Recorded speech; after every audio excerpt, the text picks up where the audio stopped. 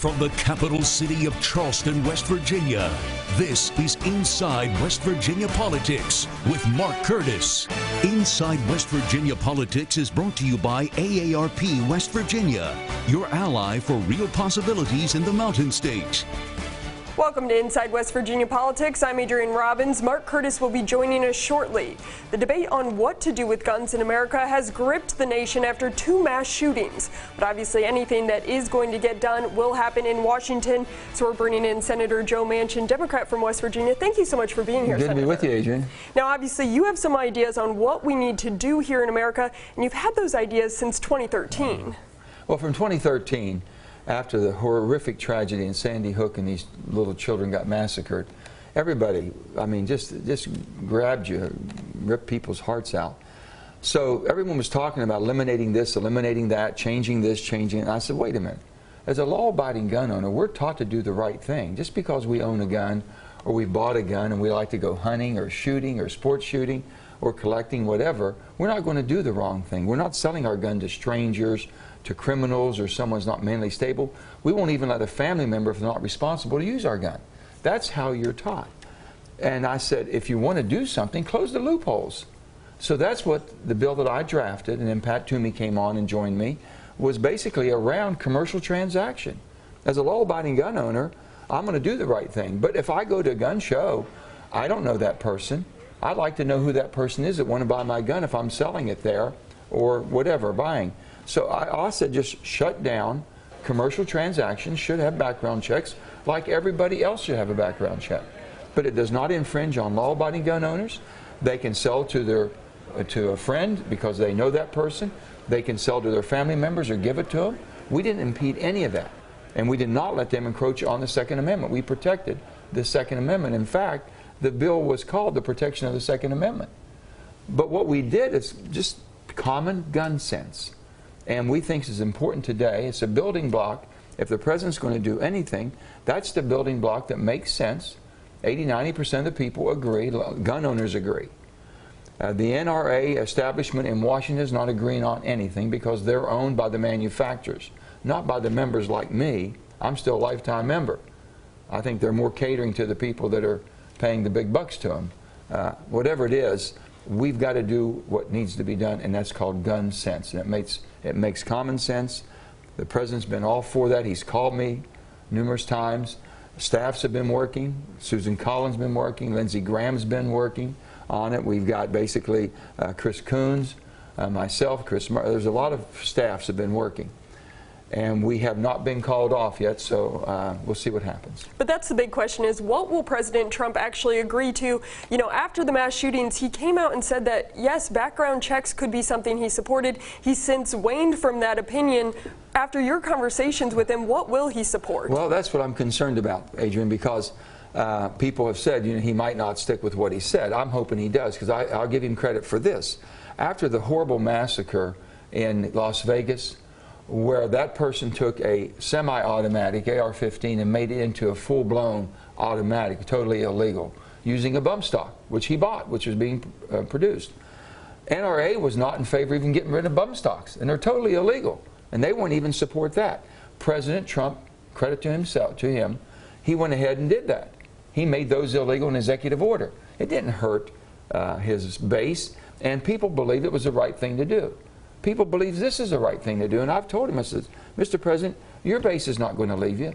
This is common gun sense. We're gun owners. We understand we should not sell our gun to strangers. And in a commercial transaction, if you don't have a background check, that's a stranger. That's basically it, and hopefully he'll move forward. This is all about President Trump. If he wants to make America safe again, and I repeat that, make America safe again, Mr. President, this is the building block that does it.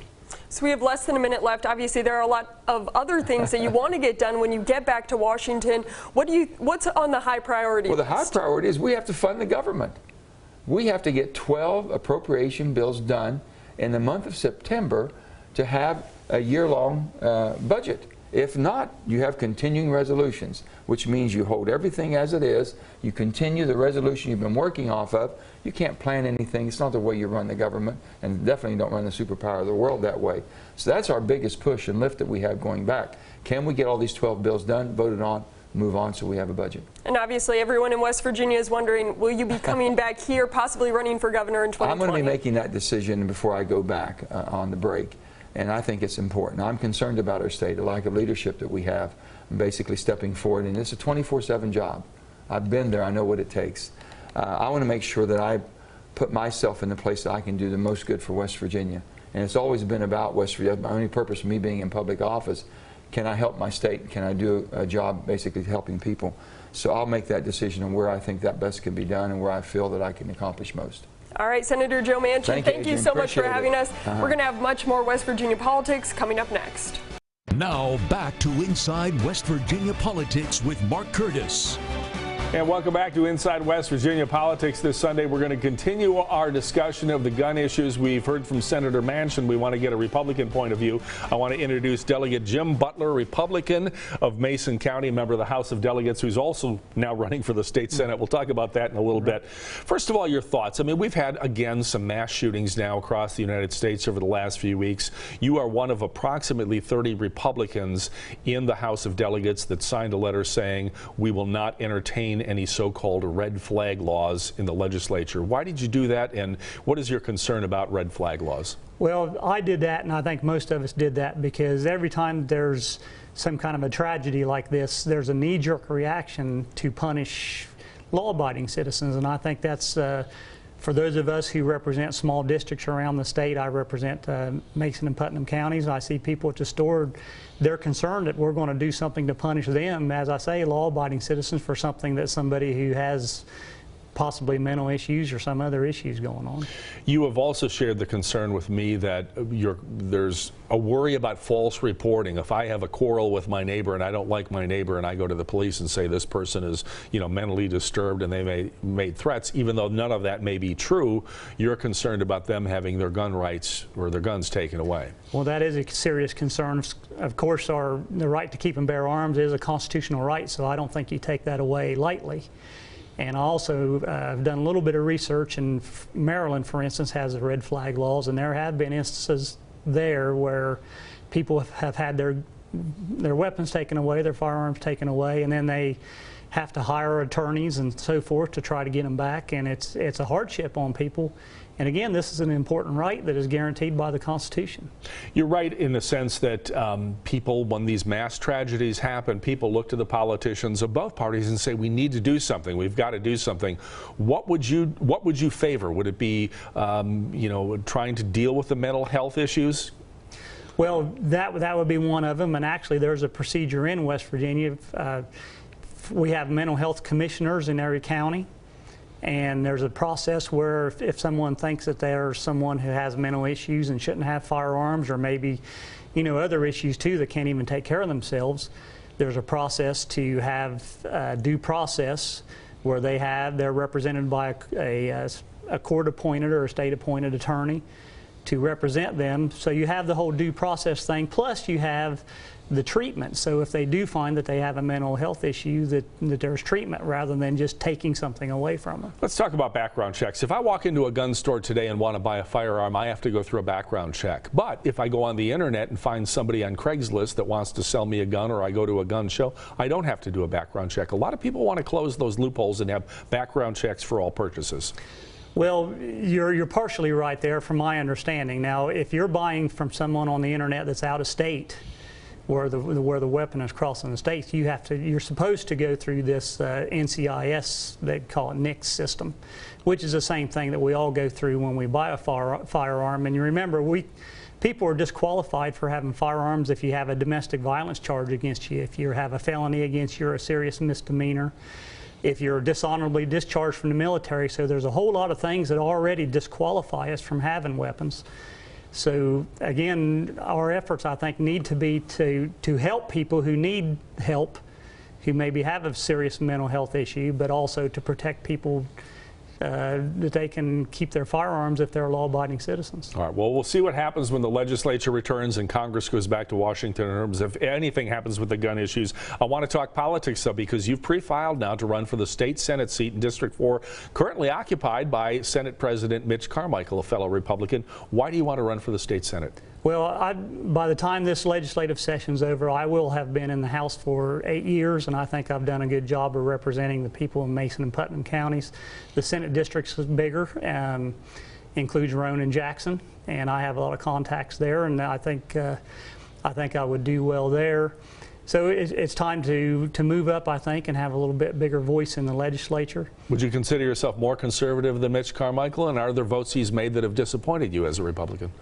Yes, and I do want to say, though, when I was the first one to file, I believe, for this, I was kind of under the belief that Senator Carmichael might even run for something else. So part of it was that I want to move up and have a bigger voice in the legislature, and I think I am more conservative. The voting record proves it. Well, it's going to be one of the big races to watch in the primaries next year in May. We want to thank Delegate Jim Butler, Republican of Mason County, also represents part of Putnam County. Thanks for being with us today, Jim. We'll talk to you soon. I'm glad to be here. Thank you. We'll have more of Inside West Virginia Politics after this break. Stay with us.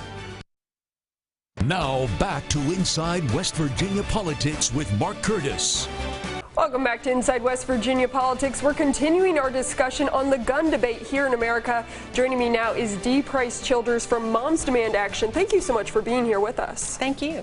So why don't you just start off by telling me a little bit about Moms Demand Action and how you got involved with that organization?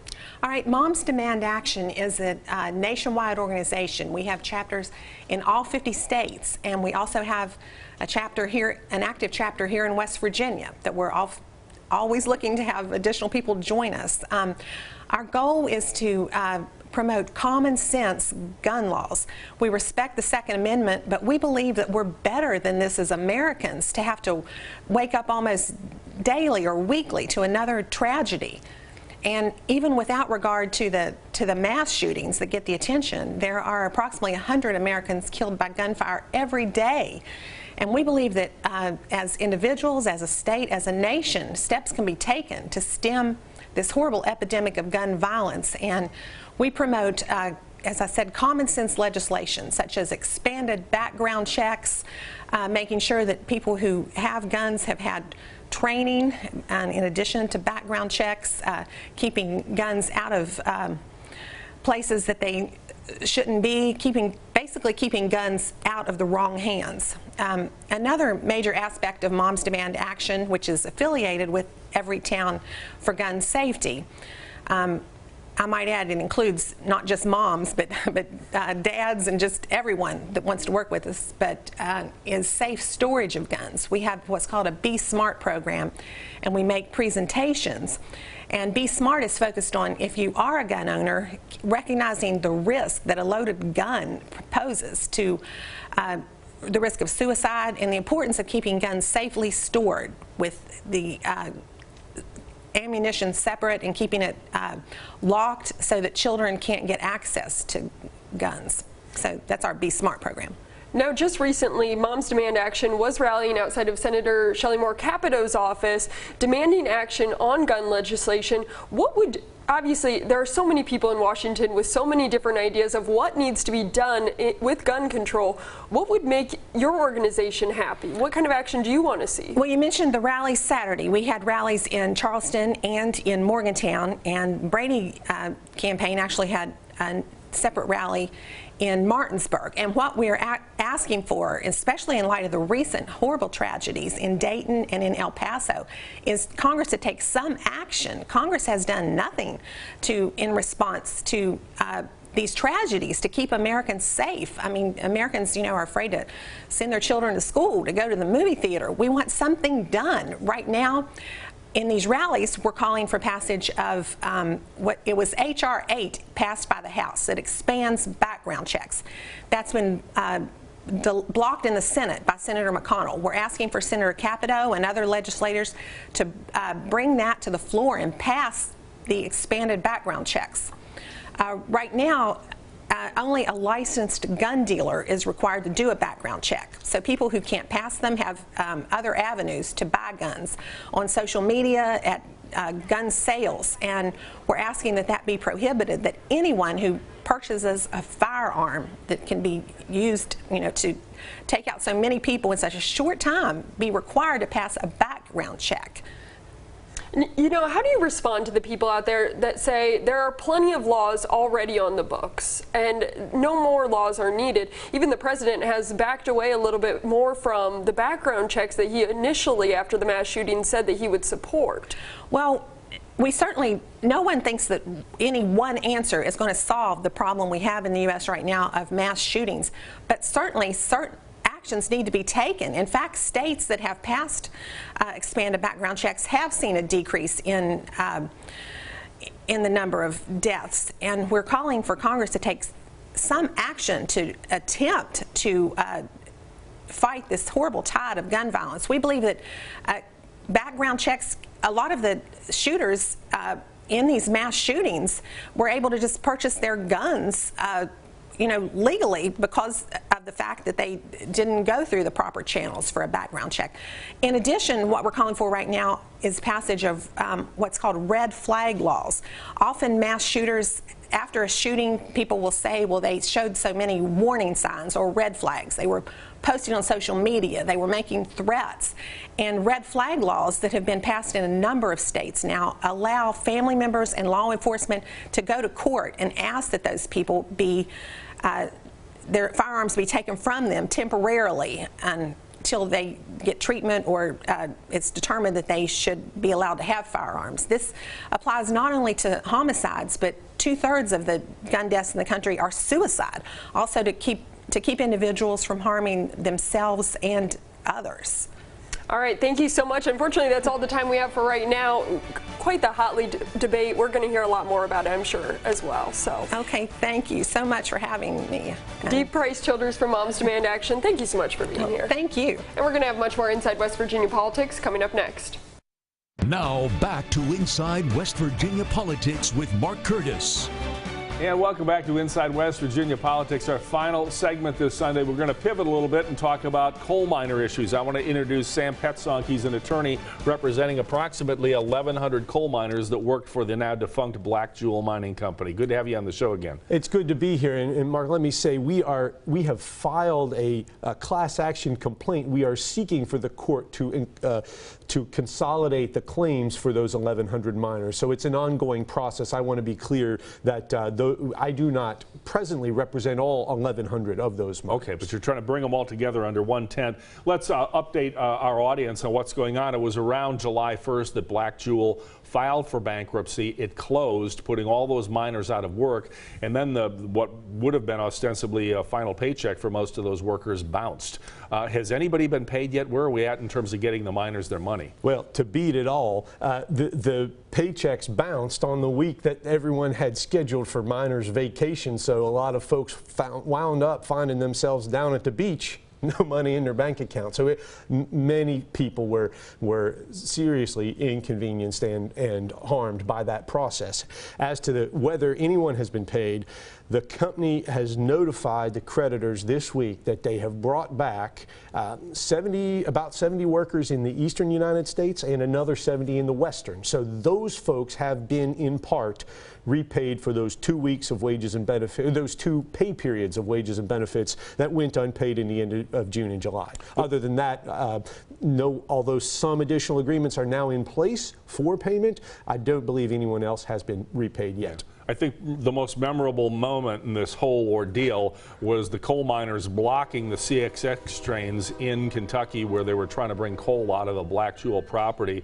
What happened with that? Is there any chance we're going to see any more activity like that, or is that over? So 2 things happened along those lines. First of all, the miners themselves got on the railroad tracks and blocked those trains from moving because they said that we've worked to mine this coal and haven't been paid for it, and this is United States of America. You don't work for free in this country, and that was pretty impressive. But the other thing that happened to the same sort of effect is that the miners worked with the U.S. Department of Labor to use a provision of our federal labor law called the hot goods provisions to shut down the shipment of some other coal in Kentucky and Virginia that was also mined without payment of wages. So the U.S. Department of Labor has done their own picket, so to speak, in court and tried to stop the movement of several barges of coal, and that is still working its way through the courts, but I believe that the parties, the U.S. Department of Labor will be in court